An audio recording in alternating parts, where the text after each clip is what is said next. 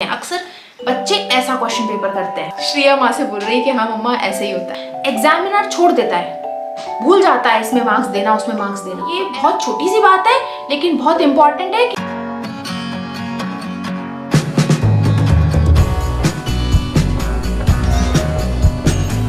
Hello friends, welcome back to my channel प्रतिमा's life and living और मैं हूँ Pratima. Friends, most awaited video आ गया है। बहुत टाइम से आप लोग रिक्वेस्ट कर रहे थे इस वीडियो की, तो शुरू करते हैं इस वीडियो को। और आपको आज मैं बताऊंगी 10 इंपॉर्टेंट पॉइंट्स, टिप्स दूंगी एग्जाम देने के टाइम आपको कैसे रहना चाहिए और क्या क्या चीज़ों का ध्यान रखना चाहिए। देखिए, एग्जाम से पहले कैसे प्रिपरेशन करना चाहिए, क्या क्या चीज़ें पढ़ना चाहिए, कैसे पढ़ना चाहिए, सब चीज़ें मैं अपने चैनल पर बता चुकी हूँ। आप मेरी सारी वीडियोस चेक कर सकते हैं, डिस्क्रिप्शन बॉक्स में भी दी हुई है और मैं ऊपर आई बटन पे भी दे दूँगी। ठीक है, तो आज का जो वीडियो ना वो विशेष तौर पे मैंने इसलिए बनाया है कि एग्ज़ाम टाइम पर जब आप पेपर देते हो उस टाइम पर आपको इन 10 बातों का ध्यान देना बहुत ज़रूरी है। तो फर्स्ट जो पॉइंट है वो ये है कि आप जब पेपर देने बैठो, ठीक है, आपके सामने पेपर आने वाला है, पहले तो आंसर शीट आ जाती है ना, उसके बाद फिर आपको क्वेश्चन पेपर डिस्ट्रीब्यूट किया जाता है। सबसे पहली चीज़ ये है कि आप बिल्कुल कूल माइंड से, कूल एंड काम होके अपने पेपर को दीजिए। बहुत डिफ़िकल्ट है ये बोलना, बट आप चाहो तो कर सकते हो। आपको एक लंबी लंबी सांसें लेनी है, 3-4 बार अपने आप को बोलना है, मोटिवेट करना है कि यार देखो, जितना पढ़ना था पढ़ लिया, अब मुझे पेपर देना है। और पेपर देने के टाइम पर बिल्कुल माइंड, जिसे कहते हैं ना, स्ट्रेस फ्री रहना चाहिए, टेंशन नहीं रहना चाहिए दिमाग में। थोड़ा सा कुछ मीठा खा के जाओ घर से तो अपना जो मूड रहेगा वो बूस्ट रहेगा, क्योंकि मीठा खाने से मूड बूस्ट होता है। तो थोड़ा सा घर से मीठा खा के जाओ, नहीं अगर मीठा खाया तो टॉफ़ी वॉफ़ी खा लो एग्ज़ाम देने से पहले, तो आपको अच्छा फील होगा और डर कम लगेगा। ठीक है, कुछ खाकर ज़रूर जाना है आपको, है ना, खाली पेट एग्ज़ाम देने नहीं जाना है, नहीं तो और ज़्यादा घबराहट होगी। सो ये बहुत छोटी सी बात है लेकिन बहुत इंपॉर्टेंट है कि आपको कूल माइंड रखना है। नाउ नेक्स्ट पॉइंट यानी कि सेकंड पॉइंट की तरफ चलते हैं। जो सेकंड पॉइंट ये है कि जब आपको क्वेश्चन पेपर डिस्ट्रीब्यूट होता है तो आपको बहुत अच्छे से क्वेश्चन पेपर को रीड करना है। ध्यान देना है कि आपको चॉइस दी है ऊपर, MCQs कितने हैं आपके लिए, कितना बड़ा पेपर है। क्वेश्चन पेपर को देखकर आपको घबराना बिल्कुल भी नहीं है। सबसे पहले जब हम क्वेश्चन पेपर को देखते हैं ना, अरे यार ये आता है, ये नहीं आता, ये भी नहीं आता, कैसे करेंगे, और उसी वक्त हम सारा टेंशन ले लेते हैं। बिल्कुल ऐसा नहीं सोचना है। आपको क्वेश्चन पेपर को पहले आराम से रीड करना है। अब जो आता है वो तो आता ही है, जो नहीं आता उसको तो हम कुछ कर नहीं सकते, नहीं लिखेंगे हम, है ना। तो आपको अच्छे से रीड आउट करना है क्वेश्चन पेपर। टीचर कई बार क्वेश्चन पेपर सब डिस्ट्रीब्यूट करते करते किसी से बात भी करती रहती हैं, जैसे कि किसी को कुछ प्रॉब्लम है तो कुछ उससे बात कर रही होंगी। अक्सर ना बच्चे क्या करते हैं, देखते रहते हैं टीचर किस किस को दे रही हैं, इधर उधर थोड़ा देखने में टाइम वेस्ट कर देते हैं। वो सब नहीं करना है आपको।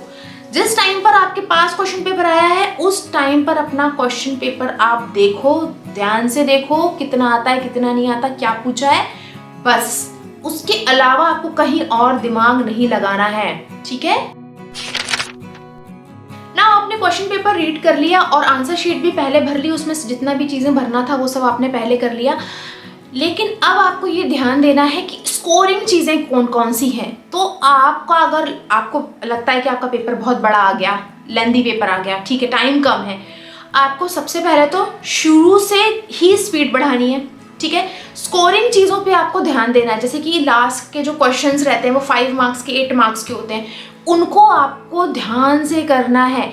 एक एक नंबर के क्वेश्चन में कई बार बच्चे बहुत टाइम लगा देते हैं, 2-3 मार्क्स के क्वेश्चन में फिर आते आते वो सोचते कि अब और कम टाइम बचा है, तो फिर वो थोड़ी सी स्पीड बढ़ाने लगते हैं और फिर लास्ट क्वेश्चन तक उनकी बैटरी डाउन हो जाती है और फिर वो जैसे तैसा करके आ जाते हैं। अक्सर बच्चे ऐसा क्वेश्चन पेपर करते हैं। श्रेया माँ से बोल रही है कि हाँ मम्मा ऐसे ही होता है। ऐसा आपको नहीं करना है। आपको सारी एनर्जी कहाँ खर्च करनी है, ज़्यादा मार्क्स वाले क्वेश्चंस पे खर्च करनी है। 1 या 2 नंबर वाले क्वेश्चन को फटाफट निपटाओ आप, क्योंकि उसमें ज़्यादा से ज़्यादा क्या होगा, आपको कितना नंबर काटेगा सामने वाला, आधा नंबर, उससे ज़्यादा तो नहीं काट सकता क्योंकि आपने सही किया है और अटेम्प्ट किया है। ठीक है, तो आपको स्कोरिंग वाले क्वेश्चंस पे ध्यान देना है। जो क्वेश्चंस आपको आते हैं, मतलब जिन पर आपको कॉन्फिडेंस है कि यार ये मुझे अच्छे से आता है, उस पर आपको ध्यान देना है।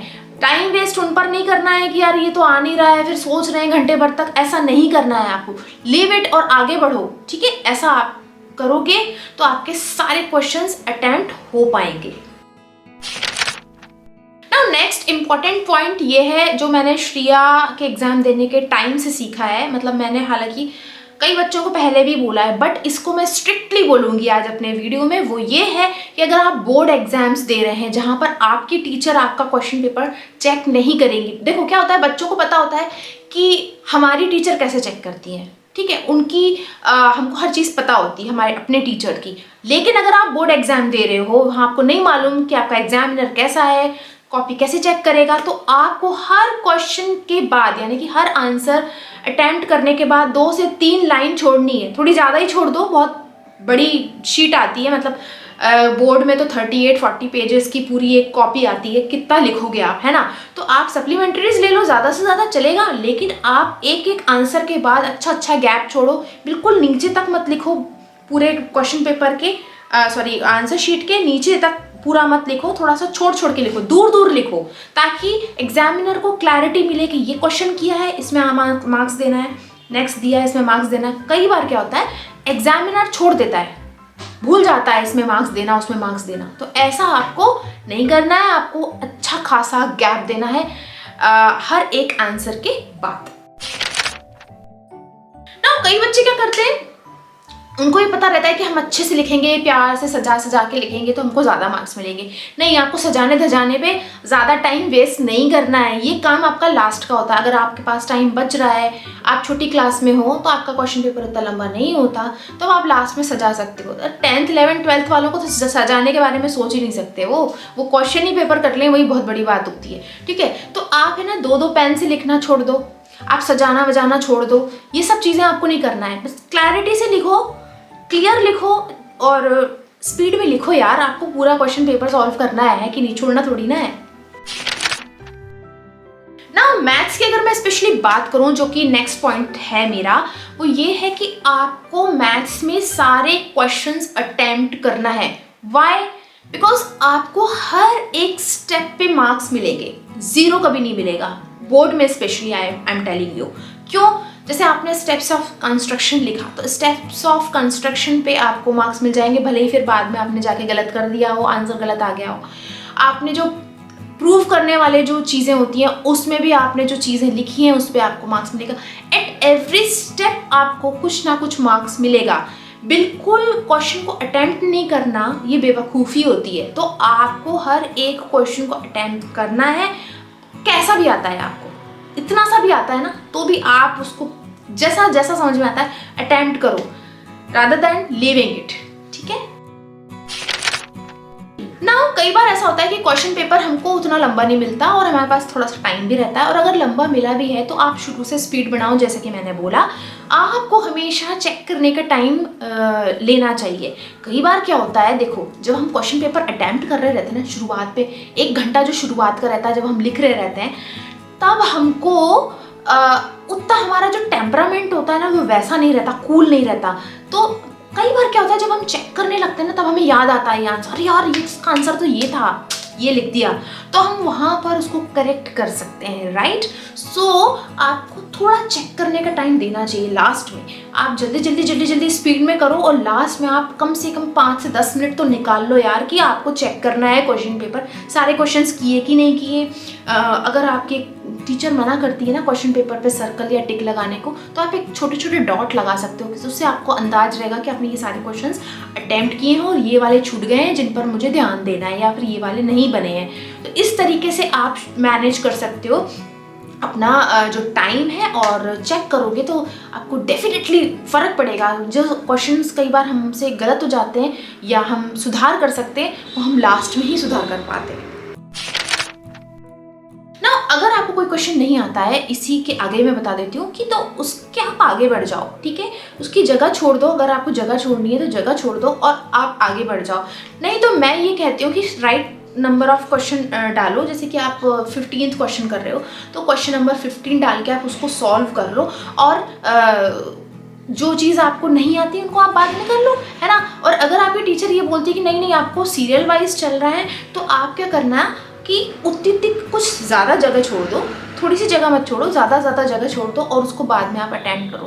क्योंकि कई बार है ना बच्चे सोचते रहते हैं इसका आगे क्या लाइन थी यार, याद नहीं आ रही, और सोचने में ना बहुत टाइम वेस्ट हो जाता है। तो सोचना नहीं है आपको जल्दी करना है, शुरू से स्पीड बढ़ानी है। मैं स्पेशली उन बच्चों के बारे में बात कर रही हूँ जो हायर क्लासेस में है। और हाँ, एक चीज़ मैं भूल ना जाऊँ कि आप वॉच ज़रूर पहनिए। अभी तो डिजिटल वॉच आ रही है इस टाइप की, लेकिन आपको डिजिटल वॉच अलाउ नहीं होगी, तो आप नॉर्मल घड़ी पहन के जाओ, रिस्ट वॉच पहन के जाओ। और जैसे सपोज आपका 3 घंटे का टाइम है या 2.5 घंटे का टाइम है, तो आप अपना टाइम देखते भी जाओ और करते भी जाओ।